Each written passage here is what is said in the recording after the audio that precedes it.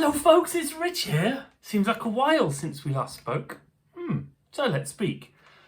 What's in my hand? It's a Harley Benton SC-DLX. Now, for those who don't know me, I'm an amateur guitarist, novice, probably always will be. Never mind, eh? I've had 140 guitars. Yes, 140. Dear. And 30 odd Harley Bentons. This one was bought for me by my unbelievably amazing girlfriend 3 months ago. Hence, this is a 3-month check-in on this guitar. Now, there are some things I'd like to tell you about this for those who might be interested in buying one or thinking, do I want to spend £280 on a Harley Benton, or do I want to spend £280 on a second-hand Epiphone or a second-hand ESP? And why you may or may not, or you should or should not, should or should not have this. Edit. Carry on. So, super quick on some of the specs. Not a massive full spec rundown, but just some of the things on it that are useful to know. It's got a chambered body. It's a bit over 3 kilos. It's like 6.5 pounds, something like that, 6 3/4 pounds. It's lovely and light. Now, I have had several guitars since I bought this. And yes, I have. A few budget guitars and a few Fenders, heavier guitars. And every time, even when I had the Telecaster recently, the Player Series, dearie me, that was bad. And then I picked this up. It'd be like, surprisingly, even though it's not, super light, just, that's a bit nicer, isn't it? So, it's got a lovely weight, chambered body. Body itself is not uber thick, and it's got a really good belly cut here. So this is the kind of ESP element of it, I suppose, coming out here with that belly cut. So that's a really nice thing. It sits comfortably on the old lap, sits comfortably if you're stood up, wherever you're putting it. That is something I like about this guitar. Something else I like about this guitar, the strap buttons. They're these sort of domey shaped ones that Ibanez do. Much more difficult for your strap to come off than the conical shaped ones, which sort of fan out like a cone, hence the word conical. So that is a good feature, like that. What else can I tell you that I like about it? It's got a Rosewood Fretboard. That's a funny colour for Rosewood. It's almost ebony coloured, this one is. And I know Harley Benton, wherever they get their different woods from, arguably they're not as top-notch grade as some others for the money. So there's a lot of variants. I know the old Game Day in High Carston, he's got an ebony board on one of his Fusions, which is probably lighter looking than this, which is Rosewood. And it needs a clean, by the way. So anyway, so that's a nice feature. I'm a Rosewood person, I like Rosewood. The frets are stainless steel. Now, stainless steel, some people likey, some people no likey. They're medium jumbos, but they're quite rounded. They feel a bit taller than that. And I've read, heard, listened, understood that stainless steel frets can feel chunkier than they are. I'm a nickel fret man myself, and I definitely like mediums. I don't like them over chunky. So these aren't my favourite frets, but they're not awful by any stretch. And for some people, stainless steel is a thing, and if they're a little bit roundier and chunkier, then that's probably better for them as well. So it's neither here nor there, just an observation. So that's the frets. Incidentally, when I got the guitar, all the fretwork was really good. Nothing sprouty, nothing sharp. I've had it 3 months now, obviously, and still nothing sharp, nothing sprouty. That's good. Are the frets level? Can't tell you. I haven't had it set up properly yet. I was a bit lazy. When I got it, the action was a bit high, so I literally got the screwdriver out and lowered down the bridge. That's it. So I get a tiny bit of buzz up here, but the action is low enough for me down there to make that feel comfortable. So that's another thing to note. The neck access. This heel joint is really similar to my old PRS SE245. It's proper comfy. See how this slopes down here? You really can get up here without any problem. Now, if you've got an old school Les Paul with a big block in it, you're sort of a bit like this, aren't you? Your thumb's over here. There's no way your thumb could be up here. Might not matter to you, but to me, I kind of still like my thumb over this area if I'm playing up here. And you can get to them. You can. 22 frets, by the way. So that's a great feature. I love that. And the neck itself, what does this feel like? Well, I've had a number of Les Pauls, Epiphones before. They've got like a thin U. This is definitely thin, but it's more like a C. It's a thin C here. So a little handy person, you can get your fingers around this, and I think that's comfortable. Doesn't have too much of a neck tilt. It's got a tusk nut on here. I haven't had any issues with tuning. I only play it at home, so I don't go too crazy with it, and it sits in the sunshine half the time. So yes, I have a little tweak with the tuner. Most times I'll pick it up. I say most times, well, I do just to check. You should anyway, shouldn't you? But generally, stays in tune. It's got these Gotoh Gold! We love gold. Tuners, what are they like? They're smooth. Do they feel like really good quality? I don't think so. They're certainly not horrible, and definitely no Grovers. I think Grovers are the ones for me in this kind of guitar. But like I say, it's not any issues staying in tune. They're not notchy. They are smooth. So that's a good thing too, isn't it? We like that. What else do we like? What else do we like? I've changed the knobs. These were just black ones. Yeah, just a personal preference. I think these go really nicely with it, actually. It's got a push-pull on it. So, yes, one of the other nice things is you've got decent amount of tonal variety. And we'll have a quick go in a minute, but you'll have heard all these before. But you've got volume for here, volume for the bridge, and then a tone which does them both. And then this clicks out and it coil taps. So that's a nice feature as well. And yeah, you do get, I mean, on one of my videos on this, I tried to get sort of a stratty kind of tone, which was a bit more position 2 or 4 rather than a neck position tone, which is harder to get really from this. But you can get some reasonably good single chord tones. If anything, slightly better telly kind of tone.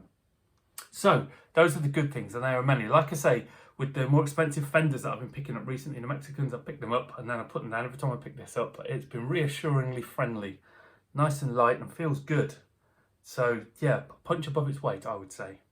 A couple of the things that are perhaps a touch less good. This switch is flimsy, needs replacing. It was very iffy. I've had the back cavity off and had a fiddle around with it, and it's working okay now, but it's not brilliant. That said, for my £570 PRS SE245 a year ago, that needed a new switch. I fiddled around with it, didn't get it working, so it literally had to be replaced. So, you know, make of that what you will. All guitars have some of their issues, don't they? The pickup's an interesting one. See, although I've got the front pickup here, all the way down, the back one is about halfway up. They're an interesting one, this neck pickup. Now, I've got a Vox AV15 amp, although I have had this guitar with several other amps prior to that. The neck pickup, and I haven't checked the resistance on them, and I'm guessing that this will be lower than the bridge, but this has got a lot of horsepower. It's got umphy bumphy. Sounds really, really nice, clean. It sounds really good, crunchy. When you have it heavily distorted, it's not keen on it. It doesn't, I don't know, it might just be how I've got it set up, what I'm playing, what I'm doing. I don't know, my amp settings, but it's a bit farty and a bit, not crazy about distortion, really, not heavy distortion. The bridge, I'm not crazy about that clean, but then again, I don't really like any bridge pickups clean, and it's just the way it is for me. I'm not a clean bridge person, so I won't hold that against it. With crunch on it, it sounds a bit nasally. It's all right.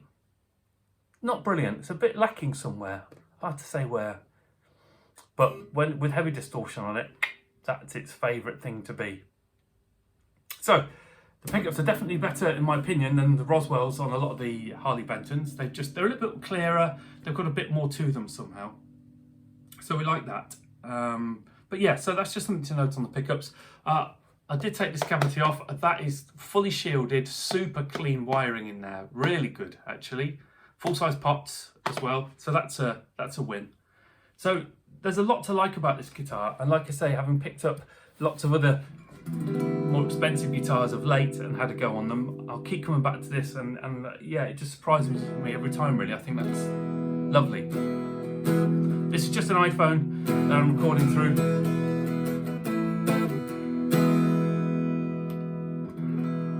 Clean channel, neck pickup.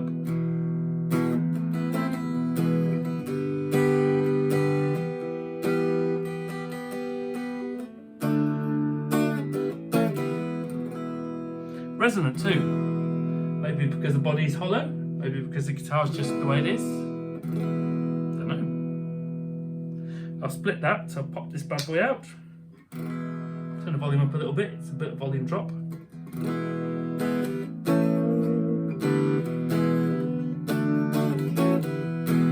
Someone's bound to say Rich are out of tune. Pretty. Maybe, a little bit. Just the way it is.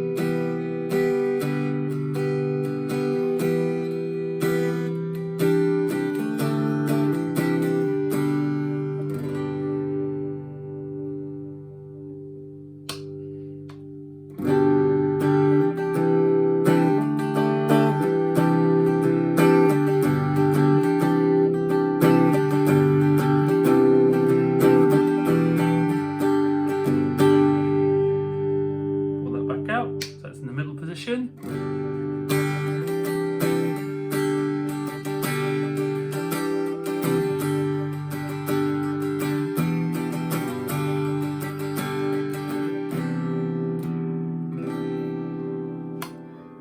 Back in.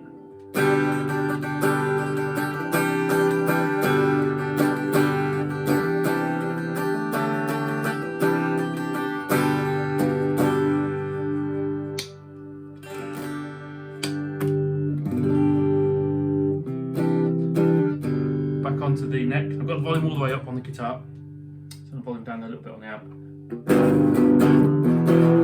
This is just a crunchy setting on the amp.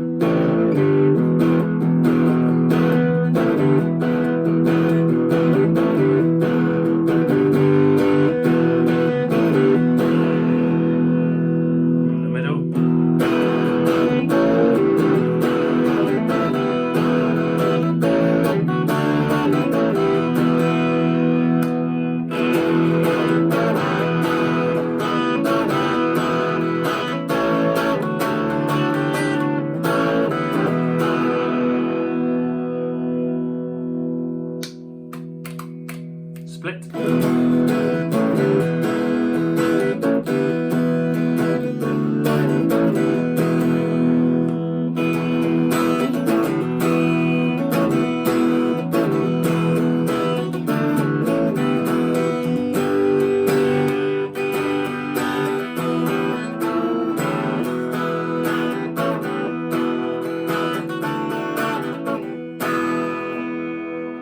My favourite position actually is both pickups on humbucker mode.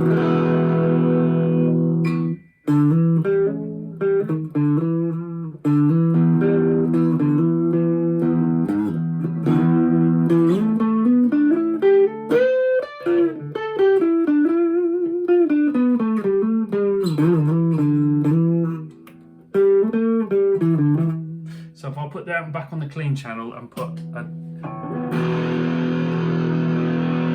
pedal on, it's distorting.